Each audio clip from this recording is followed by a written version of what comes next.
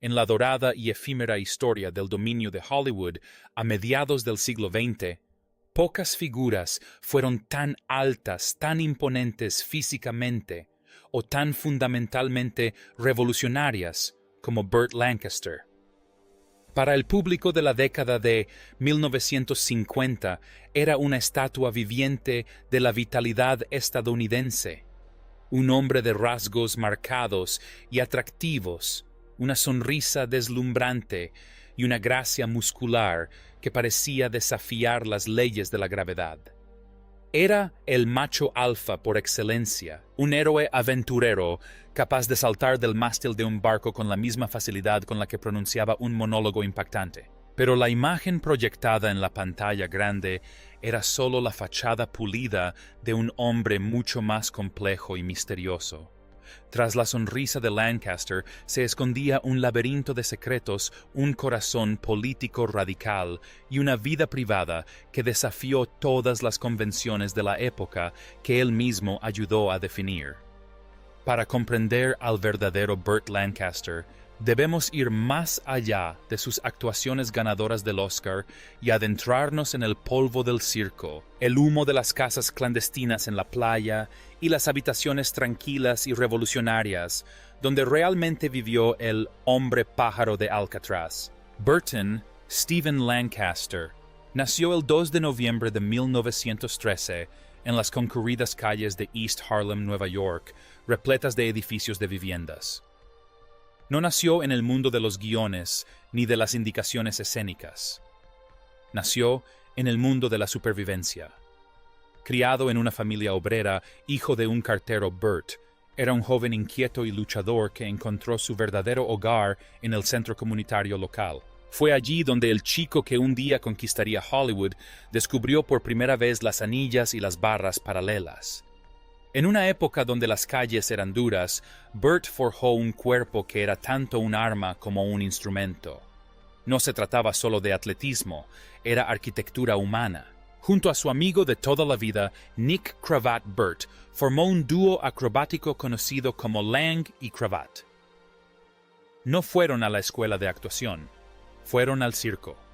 Viajando con los hermanos Kay y otras compañías por una América devastada por la Gran Depresión, Lancaster vivió una vida de acerrín sudor y la constante y emocionante amenaza de una caída. La pista del circo le enseñó la lección más valiosa de su carrera: en el aire no se puede fingir. Solo existe el agarre, el balanceo y el aterrizaje. Esta honestidad física y visceral se convertiría con el tiempo en su mayor virtud, en la pantalla proporcionándole una presencia que hacía que sus contemporáneos parecieran de cartón. La transición de la carpa de circo a la gran pantalla fue un golpe de suerte que cambió el rumbo del cine. Tras servir en los servicios especiales del ejército durante la Segunda Guerra Mundial, donde entretenía a las tropas con sus acrobacias, Lancaster se encontró en un ascensor en Nueva York. Un cazatalentos impresionado por su imponente físico y la intensidad cruda, y sin pulir de su mirada, lo invitó a una audición para una obra de Broadway. Nunca había leído un diálogo en su vida, pero consiguió el papel de inmediato. Hollywood se fijó en este gigante del este, y en 1946 protagonizaba su primera película, la obra maestra del cine negro, Los Asesinos. Interpretando el papel de El Sueco, un exboxeador condenado, Lancaster se convirtió en una sensación de la noche a la mañana. Poseía una cualidad que los estudios no sabían cómo definir, una combinación de masculinidad ruda y obrera con una profunda y brillante sutileza emocional. Era una estrella del cine negro, que se movía como un atleta, un protagonista, que cargaba con el peso del mundo en sus ojos. Pero Burt Lancaster no era hombre al que le gustara que le dijeran qué hacer. Consideraba el sistema de estudios de los años 40 y 50 como una forma de esclavitud encubierta.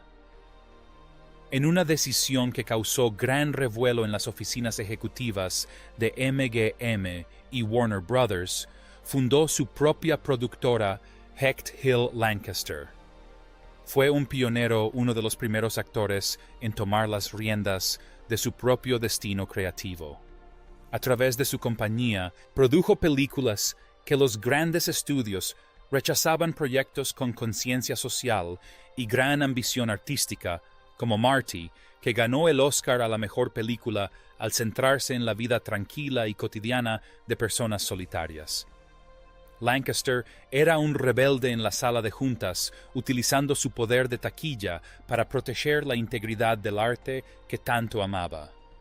Este fue el comienzo de la Revolución Lancaster, un cambio que allanó el camino para el movimiento del cine independiente de las décadas siguientes. Si bien su carrera fue una sucesión de triunfos, su vida privada fue un reflejo complejo y a menudo turbulento de su intensa personalidad.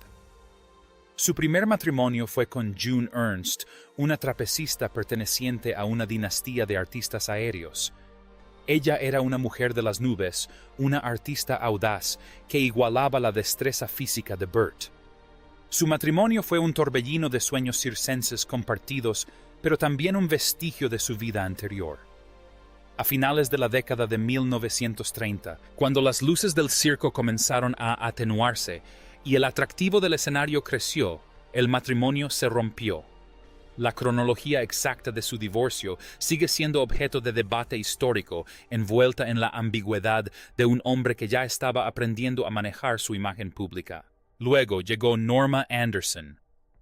Se conocieron durante la guerra en Italia en las extrañas y románticas circunstancias de una gira de la USO. Norma era taquígrafa de una inteligencia brillante y con un profundo compromiso con la justicia. Cuando se casaron en 1946, se convirtió en el pilar de una vida que estaba a punto de alcanzar una fama inimaginable. Juntos tuvieron 5 hijos, pero su casa en Bel Air era mucho más que una mansión de Hollywood. Era un centro de activismo radical. Norma era una mujer influyente por derecho propio, miembro vitalicia de la NAACP y el líder de la Liga de Mujeres Votantes. Mientras otras estrellas asistían a fiestas, Burt y Norma organizaban eventos para recaudar fondos para Martin Luther King Jr. y la Conferencia de Liderazgo Cristiano del Sur. Eran personas de acción que arriesgaban su reputación y su seguridad para apoyar el movimiento por los derechos civiles durante los días más oscuros de la Casa de Brujas. La Casa de Lancaster resonaba con el sonido de las imprentas que producían panfletos políticos, demostrando que el hombre que interpretaba héroes en la pantalla era aún más valiente cuando las cámaras estaban apagadas. Sin embargo, la pasión que lo convirtió en un gran actor también lo convirtió en una pareja difícil. Su matrimonio con Norma fue una tormenta de pasiones e ideales contrapuestos que finalmente terminó en 1969. En los años siguientes, las relaciones de Lancaster se volvieron cada vez más inestables. Estuvo la infame saga de Jackie Bone, una peluquera del set de Los Profesionales. Su vínculo se caracterizó por una intensidad que rozaba lo peligroso. En una escena particularmente legendaria, a la que asistieron figuras como Sidney Pollack y Peter Falk Bone, supuestamente rompió una botella de vino en la cabeza de Lancaster durante una acalorada discusión. Para un hombre que había crecido en el circo y en las calles de Harlem, esto no fue un escándalo. Fue simplemente una manifestación de la vida cruda y desenfrenada que insistía en vivir. Con el paso de los años, Burt Lancaster, el veterano actor de Hollywood, comenzó a confiar en un pequeño círculo de personas de confianza sobre una parte de su alma que había protegido con absoluta ferocidad durante toda su vida. En una época donde la caza de brujas contra los homosexuales destruía carreras y reputaciones, Lancaster había navegado por un mapa secreto de deseos. Hablaba de fines de semana clandestinos y compartía vulnerabilidades con algunos de los hombres más icónicos de su tiempo. Hablaba de Cary Grant, la quinta esencia de la elegancia del cine. Lancaster describió su conexión como eléctrica pero cautelosa. Se escapaban a casas de playa apartadas a lo largo de la Pacific Coast Highway, 2 de los hombres más famosos del mundo ocultos entre las olas del océano. Grant, atormentado por un miedo constante a ser descubierto, era un hombre de inmenso encanto, y aún mayor hermetismo. Su romance fue un breve y hermoso encuentro entre dos tipos de estrellas muy diferentes, que terminó solo porque Grant no pudo soportar el riesgo de que su cuidadosamente construida imagen pública se desmoronara. Luego llegó la revelación más inquietante, J. Edgar Hoover. Si bien no se trataba de un romance tradicional, Lancaster describió una relación con el director del FBI cargada de una extraña y oscura dinámica de poder. Hoover, un hombre que guardaba los secretos de toda una nación, se sentía al parecer fascinado por la masculinidad a flor de piel de Lancaster. Sus encuentros, que a menudo tenían lugar en el ambiente tenso de Washington, D.C., le revelaron a Lancaster a un hombre ávido de intimidad, pero a la vez aterrorizado por su propio reflejo. Fue una mirada al entramado psicológico de una de las figuras más poderosas y enigmáticas de Estados Unidos, una relación nacida de la curiosidad y la carga compartida de una vida secreta. El capítulo más emotivo de esta historia oculta involucró a Rock Hudson. En la cima de su fama, a principios de la década de 1950, él y Lancaster encontraron un consuelo único el uno en el otro. Hudson era un alma gentil con cuerpo de gladiador, un hombre que vivía en un estado de miedo constante y asfixiante. Lancaster recordaba largos y silenciosos viajes por carretera a través del desierto de Mojave, conduciendo durante horas solo para estar en un lugar donde pudieran respirar sin la presión de los asistentes de estudio y los paparazzi. Compartían un vínculo de silencio, una comprensión mutua del precio que pagaban por las máscaras que se veían obligados a usar. Lancaster respetaba la necesidad de discreción de Hudson, y su relación se desvaneció no por falta de amor, sino por la presión insoportable de vivir una mentira en un mundo que exigía una verdad que aún no se les permitía revelar. También hubo otros. El joven ídolo adolescente Ricky Nelson, a quien Lancaster trató con una ternura protectora, casi paternal, durante un breve pero significativo romance a principios de la década de 1960. Lancaster vio en Nelson a un chico atrapado por su propia imagen e intentó guiarlo hasta que finalmente lo dejó ir para que el joven cantante encontrara su propio camino. Y por último estaba Marlon Brando. Si las otras relaciones de Lancaster se basaban en la comodidad, su tiempo con Brando fue una erupción volcánica. Eran los dos actores más poderosos de su generación que se encontraron en un choque de intelecto, ego y magnetismo animal puro. Brando era el único hombre que podía hacer que Lancaster se sintiera completamente deshecho.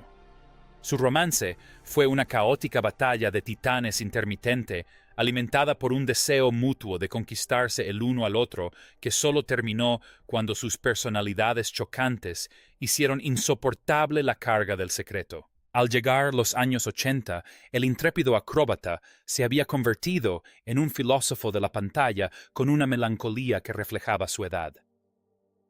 Su actuación en Atlantic City fue una lección magistral sobre la belleza de la decadencia, un último recordatorio de la profundidad que había encontrado tras toda una vida de búsqueda. Encontró la paz en su tercer matrimonio con Susan Martin, una unión más tranquila que le brindó la compañía que necesitaba cuando su salud comenzó a deteriorarse. El hombre que había vivido aferrado a su cuerpo acabó siendo traicionado por él. Una serie de infartos y derrames cerebrales fueron mermando lentamente la vitalidad del joven de East Harlem. El 20 de octubre de 1994, a los 80 años, Burt Lancaster falleció. Fiel a su naturaleza ferozmente independiente, pidió que no hubiera funeral, ni homenaje, ni muestra pública de dolor. No quería un monumento. Quería una despedida tranquila. Fue incinerado y sus cenizas fueron depositadas bajo un gran roble en el cementerio Westwood Memorial Park, señalizadas únicamente por una pequeña y sencilla placa. Fue el acto final de un hombre que había vivido una vida de asombrosa dualidad. Fue el héroe en la pantalla y el rebelde en la sala de juntas, El hombre de familia y el amante secreto. El acróbata y el activista. Burt Lancaster vivió una historia mucho más audaz de lo que cualquier guión de Hollywood podría imaginar, demostrando que la mayor fortaleza no reside en las hazañas que realizamos ante las cámaras, sino en las verdades que guardamos en silencio. Fue un hombre que amó profundamente, arriesgó todo por la justicia y dedicó su vida a construir un legado que sigue desafiando nuestra comprensión de lo que significa ser una estrella. Al final, el hombre pájaro fue libre, dejando al mundo un poco menos vibrante pero infinitamente más profundo.